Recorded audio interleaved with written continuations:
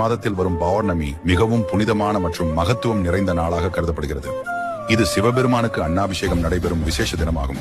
சிவாலயங்களில் சிவபெருமானின் லிங்க திருமேனிக்கு சமைத்த சுத்தமான அன்னம் சோறு கொண்டு செய்யப்படும் மகா அன்னாபிஷேகமாகும்.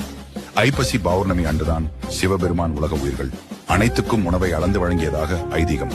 அன்னாபிஷேக அலங்காரத்தில் சிவபெருமானை தரிசிப்பது கோடி சிவலிங்கத்தை தரிசித்த புண்ணியத்துக்கு சமம் என்று நம்பப்படுகிறது.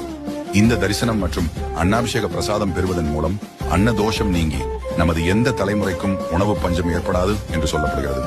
ஐப்பசி பௌர்ணமியில் சந்திரன் தனது 16 கலைகளுடன் முழு பொலிவுடன் பிரகாசிப்பார். சந்திரனை தலையில் சூடிய சிவபெருமானை முழு நிலவு ஒளிரும் இந்த நாளில் வணங்குவது மிகவும் சிறந்தது. ஐப்பசி அன்னாபிஷேக பிரசாதமாக பாகற்காயை சேர்த்து கலந்த அன்னத்தை சில சிவாலயங்களில் வழங்குவது உண்டு. அன்னாபிஷேகத்தை பிரசாதமாக ஏற்கும் பக்தர்கள் கசப்பு சுவையையும் ஏற்றுக்கொள்வதன் மூலம் உடல் வலிமை பெற்று ஆரோக்கியம் வளரும் என்று ஐதீகம் உள்ளது. இந்த மகத்துவமான நாளில்